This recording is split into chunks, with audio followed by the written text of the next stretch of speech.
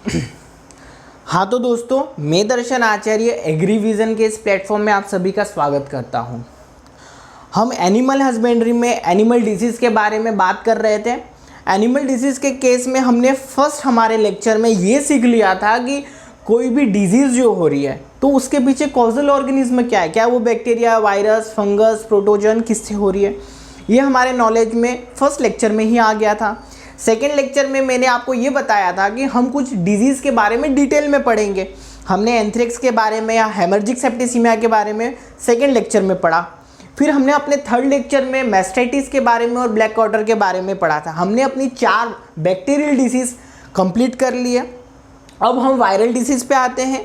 हम रिंडरपेस्ट आज इस लेक्चर में हम रिंडरपेस्ट में पढ़ेंगे, रिंडरपेस्ट के बारे में पढ़ेंगे, रिंडरपेस्ट के सिम्टम्स क्या होते हैं, कौन सा कॉजल ऑर्गेनिज्म होता है। तो हम बात करेंगे। एग्जाम में बहुत ही इंपॉर्टेंट, बहुत ही डेंजरस डिजीज़ है, एग्जाम के पॉइंट ऑफ व्यू से भी काफ़ी इंपॉर्टेंट है।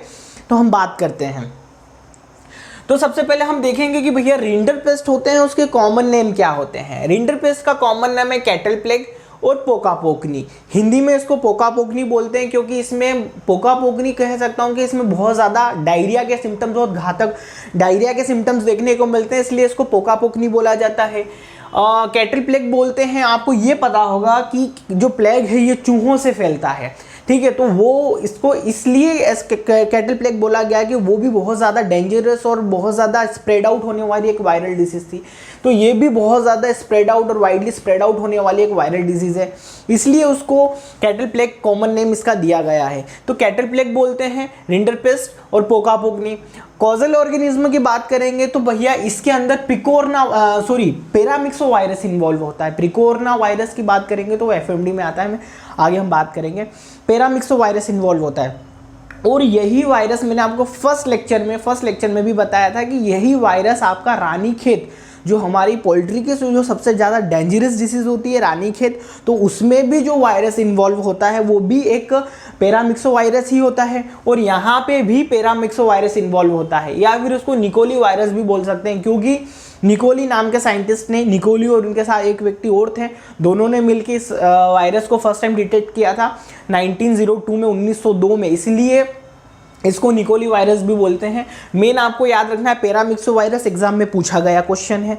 अब अपन बात करते हैं इसके अंदर बॉडी का टेम्परेचर कितना होता है। बॉडी का टेम्परेचर इसमें 104 से 160 डिग्री फ़ारेनहाइट, ये वही रेंज है जो मैंने आपको याद करने के लिए कही थी कि भैया आपको कोई भी डिजीज़ है उसमें 104 से 107 की रेंज याद रखनी है। आपने जितना भी देखा कहीं पे आपको 105 से 108, 105 से 107 की ही रेंज मिलेगी, लेकिन एक मतलब ब्लैक वाटर जो डिजीज़ होती है उसमें आपको 107 से 108 डिग्री फ़ारेनहाइट देखने को मिलेगा। तो यही रेंज आपको ध्यान में रखनी है। जब मैं बात करता हूँ मोर्टेलिटी रेट की, यानी कि मृत्यु दर की या डेथ रेट की बात करते हैं, तो आपको 80 to 100% इसमें मोर्टेलिटी या कैजुअलिटी देखने को मिलेगी। देखो, वायरल डिसीज बहुत ज़्यादा घातक होती है, इसमें मृत्यु एक तरीके से निश्चित होती है। वहाँ आपको 80 to 100 एनिमल्स यहाँ पे डेथ है। एंथ्रेक्स के केस में हमने क्या देखा था, मोर्टेलिटी रेट कितनी होती है, 95 to 100%, ठीक है। बैक्टीरियल एंथ्रेक्स बहुत ज़्यादा घातक बीमारी थी वो, तो उसमें लगभग आप 100 पशु पाल रहे हैं, यानी कि 100 एनिमल को हम रियर कर रहे हैं, तो वहाँ 95 मिनिमम मर ही जाना है और मैक्सिमम 100 मर रहे हैं। यहाँ पे 80 to 100% होती है मोर्टेलिटी रेट, ठीक है। अब इसके बाद बात करें इंक्यूबेशन पीरियड। मैंने आपको पिछले 2 लेक्चर में भी इंक्यूबेशन पीरियड क्या होता है ये मैंने आपको एलैबोरेट किया था। क्या होता है, कोई भी एंटीजन अगर मेरी बॉडी में एंटर करता है इन्फेक्शन के लिए, डिसीज कोज करने के लिए, वहाँ से उसके सिम्टम्स बताने तक के जो बीच का जो पीरियड है, जो टाइम होता है, यानी इंट्रोड्यूस होने से सिम्टम्स शोकेस करने तक के जो बीच का समय होता है, जो पीरियड होता है, उसी को इंक्यूबेशन पीरियड बोलेंगे या उद्भवन काल बोलेंगे। अब यहाँ पे इंक्यूबेशन पीरियड 3 से 9 दिन यानी 3 to 9 डेज देखने को मिलेगा। 2 से 7 दिन हमने एंथ्रेक्स के केस में पढ़ा था, ठीक है। अब अपन बात करते हैं यहाँ पे मोर। देखो, ये जो डिजीज होती है ये ज़्यादातर आपको ड्राई और एरिड जोन में, हिली एरिया में आफ्टर रेनी सीजन देखने को मिलेगी। यानी कि आपको ये जो डिजीज हिली एरिया में ज़्यादा देखने को मिलेगी, वहाँ पे भी थोड़ा सा जहाँ ड्राई और बारिश थोड़ी कम हो रही है, और आफ्टर रेनी सीजन देखने को मिलेगी रिंडरपेस्ट, ठीक है। अब मैंने आपको ये बताया था कि एंथ्रेक्स के केस में कुछ स्पीशीज होती है जो एंथ्रेक्स को रजिस्ट करती है। कौन सी, अल्जेरियन भेड़ हो गई, ठीक है। फिर ड्वार्फ पिग हो गया, फिर हमारी जो बर्ड्स वगैरह होती है वहाँ उन लोगों को एंथ्रेक्स नहीं होता है। सेम यहाँ पे भी रेजिस्टेंट अगर बात करूँगा तो हॉर्स में यानी कि घोड़े में रिंडरपेस्ट आपको देखने को नहीं मिलेगा, तो ये रेजिस्टिविटी आपको घोड़े में देखने को मिलेगी। वहीं एंथ्रेक्स के केस में वो 3 स्पीशीज़ में आपको एंथ्रेक्स देखने को नहीं मिलेगा। वायरल डिसीज में सबसे घातक बीमारी बोलेंगे एनिमल की तो रिंडरपेस्ट, ओवरऑल बोलूँगा तो एंथ्रेक्स बैक्टीरियल डिसीज है, ओवरऑल बोलूँगा तो एंथ्रेक्स। अगर मैं बोलूँगा कि काफ में यानी कि बच्चों में सबसे डिस्ट्रक्टिव डिसीज, सबसे घातक बीमारी तो वाइट डायरिया जिसको बोला जाता है काफ स्कोर्स, ठीक है। वहीं अगर मैं पोएट्री के केस में बात करूंगा destructive most dangerous disease Ranikhet. वहीं अगर मैं चिक्स में बात करूंगा चूजों में तो आपको ध्यान रखना है व्हाइट बेसिलस डायरिया, सफ़ेद दस्त। बच्चों में दो जगह आपको, दोनों जगह काफ में भी और चिक्स में भी सफ़ेद दस्त आपको घातक मिलेंगे। अब बात करते हैं सिम्टम्स की। तो देखो दोस्तों, ये वायरल डिसीज बहुत डिस्ट्रक्टिव, बहुत ज़्यादा खतरनाक इसके सिम्टम्स होते हैं। इनके सिम्टम्स आपको 3 स्टेज में पढ़ने हैं, ठीक है ना। कुछ एक ट्रिक होती है, इसके सिम्टम्स में 3D याद रखना है। 3D बोलूँगा यानी कि डायरिया, डिस्चार्ज और डेथ, ये 3D आपको याद रखना है। हम इसको स्टेज वाइज पढ़ते हैं। देखो सबसे पहले फर्स्ट स्टेज में क्या होगा, शिवरिंग होगी यानी कि कपकपी ठंड लगेगी उसको, ठीक है। शिवरिंग होगी, ठंड लगेगी, तो नॉर्मल सी बात है ठंड के टाइम जब हमको ठंड लगती है ना तो हमारी बॉडी में भी हम वाटर कंज्यूम नहीं करते हैं, पानी की कमी हो जाती है, ठीक है, क्योंकि ठंड के टाइम में पानी का कंज्यूम हम नॉर्मली कम ही करते हैं, ठीक है। तो वहाँ पर आप याद रखना कि शिवरिंग होगी और शरीर में पानी की कमी हो जाएगी, और जब शरीर में पानी की कमी हो जाएगी तो कॉन्स्टिपेशन होगा यानी कब्ज होगा। कब्ज मतलब समझते हो आप इसको, एक तरीके से वो एक उसका मल शरीर से बाहर नहीं निकलेगा, ठीक है ना। तो यहाँ पे कॉन्स्टिपेशन हो जाएगा, शिवरिंग होगी, शरीर में पानी की कमी होगी, और शरीर में जब पानी की कमी होगी तो जो अंदर जो मल है वो सूख जाएगा और कब्ज होगा, मल शरीर से बाहर नहीं निकलेगा, ठीक है ना। अब अपन बात करते हैं सेकेंड स्टेज में क्या होता है। सेकेंड स्टेज में डर्टी डिस्चार्ज फ्रॉम आई, आंखों से गंदा तरल पदार्थ निकलता है। वहीं ये मोस्ट इंपॉर्टेंट है, ulcer and redness in mucus membrane, ठीक है। आपके जो म्यूकस मेम्ब्रेन किसको कहते हैं, ये जो गले से ऊपर वाला पार्ट होता है, अंदर से, जैसे अंदर से गले से ऊपर वाला जो पार्ट होता है, ये वाला पार्ट, यहाँ से पूरा ये जो पार्ट होता है जहाँ हमको छाले हो जाते हैं, अल्सर हो जाते हैं, ये जो गाल वाला हिस्सा है ये, तो ये म्यूकस मेम्ब्रेन है। यहाँ पे बिल्कुल ये वाले हिस्से पे इसको रेडनेस देखने को मिलेगी और छाले यानी अल्सर देखने को मिलेंगे, ठीक है। मोस्ट इंपॉर्टेंट है BHU entrance exam, ICR entrance exam, MPPAT और डिफरेंट स्टेट एग्जाम में भी, ये तो 3 एंट्रेंस एग्जाम में मैंने क्वेश्चन देखा है, ठीक है ना। इसके अलावा भी सेम यही की पॉइंट आपको मैं से बहुत ज़्यादा सिम्टम्स नहीं बता रहा हूँ, क्यों, वो आपको ध्यान नहीं रखने हैं, सेकेंडरी सिम्टम्स ध्यान नहीं रखने, मैं हर चीज़ में आपको की पॉइंट बता रहा हूँ। मेरा एंथ्रेक्स मेरा रिंडरपेस्ट से कैसे डिफरेंट है, ठीक है, सिम्टम्स कैसे डिफरेंट है। मेरा ब्लैक क्वार्टर की बात करूंगा या मास्टाइटिस की बात करूंगा तो वो दोनों को कैसे मैं अलग कर सकता हूं, तो उसके सिम्टम्स आपको याद रखने की। अच्छा भाई साहब, इसमें तो ये सिम्टम्स होते हैं। अच्छा, अगर मैं ब्लड क्लोट्स निकल रहा है मास्टाइटिस के केस में, अच्छा आपका स्वेलिंग इन थ्रोट की बात करते हैं या फिर ब्रीदिंग प्रॉब्लम, ग्रंटिंग साउंड, अच्छा ये तो हेमोरेजिक सेप्टिसिमिया की बात कर रहे हो आप, ठीक है ना। तो इस तरीके से हम चीज़ों को ध्यान में रखेंगे, ऐसे की पॉइंट्स ध्यान में रखेंगे। अल्सर और रेडनेस इन म्यूकस मेम्ब्रेन, ठीक है ना, ये की पॉइंट याद रखना। फिर इसके बाद थर्ड स्टेज में क्या है, स्टिकी पस like discharge from knows, years और माउथ। थर्ड स्टेज में हो रहा है, डिस्चार्ज हो रहा है। फिर शूटिंग डायरिया, बहुत इंपॉर्टेंट, अगर कहीं पे भी डायरिया के सिम्टम्स में अगर शूटिंग डायरिया आ जाएगी, शूटिंग डायरिया किस में हो रहा है तो आपको याद रखना है कि भैया वो तो रिंडरपेस्ट में हो रहा है। इतना ज़्यादा, मतलब ये समझ लो शूटिंग डायरिया इतना खतरनाक होता है कि वो तो वो मतलब 5-5 फीट लंबे इसके शूट्स निकलते हैं, ठीक है, एकदम गोली की तरह 5-5 फीट लंबे। तो इस तरीके से आपको याद रखना है शूटिंग डायरिया। और अगर मैं बात करूंगा, ठीक इतनी खतरनाक बीमारी है, ठीक इसके बाद क्या हो जाता है, death after 4 to 5 days. Shooting diarrhoea होने के बाद लगभग ऐसे इस स्टेज में, थर्ड स्टेज के बाद लगभग 4 से 7 दिन में उसकी मृत्यु हो जाती है, 4 to 7 डेज आफ्टर डेथ हो जाती है। तो आपको ये याद रखना है। सेम मैंने क्या बोला था, आपको 3D याद रखना है। 3D यानी कि डिस्चार्ज, डायरिया और डेथ। तो यहाँ एक जगह तो आपको डिस्चार्ज मिल गया, एक जगह आपको डायरिया के सिम्टम्स देखने को मिल गए, शूटिंग डायरिया, और लास्ट में आपकी यहाँ डेथ हो जाएगी। तो ये 3 याद रखना है आपको, बिल्कुल स्टोरी वाइज याद रखना है, बहुत ईजी है, हमको कहीं भी हमारी सिम्टम्स को मिक्सअप नहीं करना है। मैंने हर जगह आपको मेजर सिम्टम्स बताए।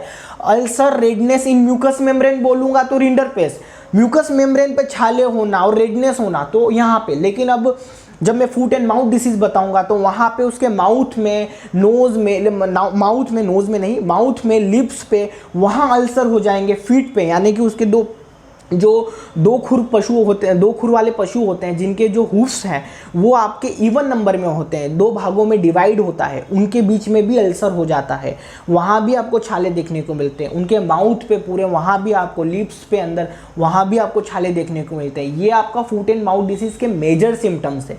लेमनेस यानी लंगड़ी मतलब एक तरीके से उसको वॉकिंग में प्रॉब्लम होती है। लंगड़ी रोग बोलूँगा तो ब्लैक क्वार्टर को हिंदी में लंगड़ी रोग बोलते हैं। उसके लंगड़ा कर चलना ब्लैक क्वार्टर में सेकेंडरी सिम्टम्स है। ब्लैक क्वार्टर में मेजर की पॉइंट क्या याद रखना है कि swelling in muscular parts of the body, ठीक है ना, जैसे थाई है, बटक्स है, वहाँ पे स्वेलिंग होने लगेगी।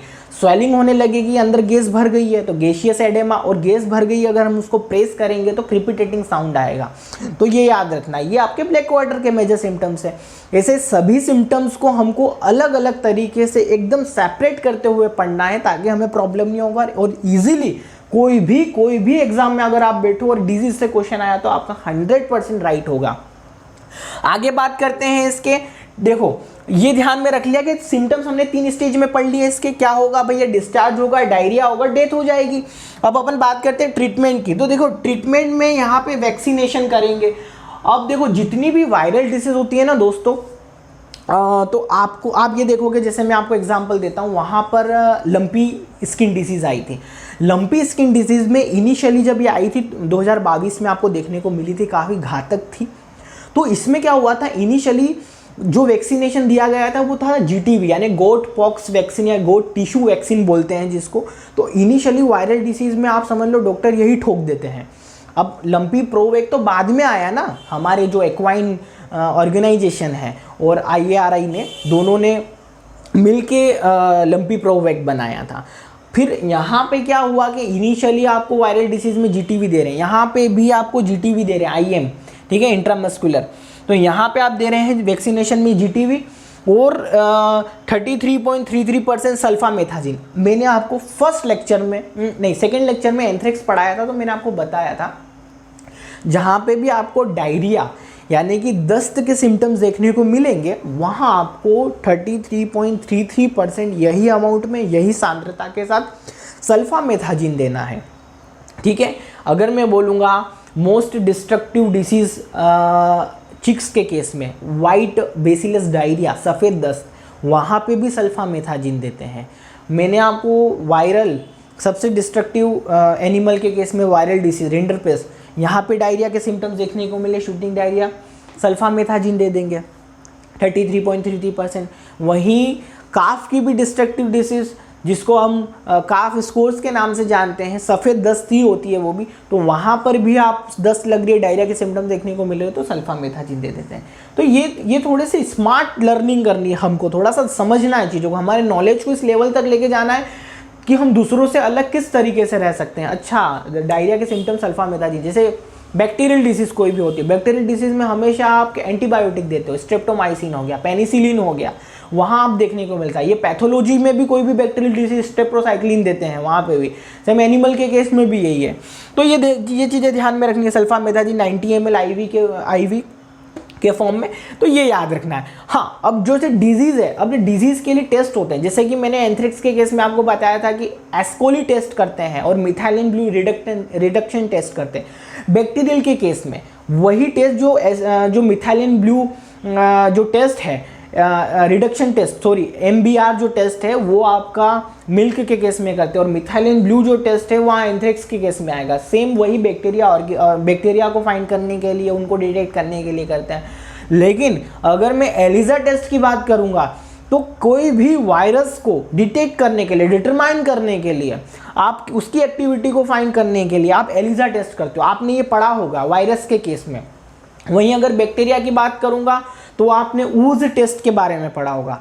वायरल के केस में एलिजा टेस्ट के बारे में पढ़ा होगा। डिफरेंट टेस्ट होते हैं काफ़ी, अगर ऐसा होगा तो मैं एक लेक्चर उसी पे लेके आ जाऊंगा।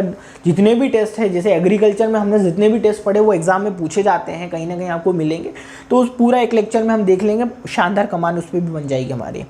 तो एलिजा टेस्ट, अब नॉर्मल सी बात है, रिंडरपेस्ट है, वायरस कोस कर रहा है पैरामिक्सो वायरस, तो एलिजा टेस्ट ले लेंगे यहाँ पे।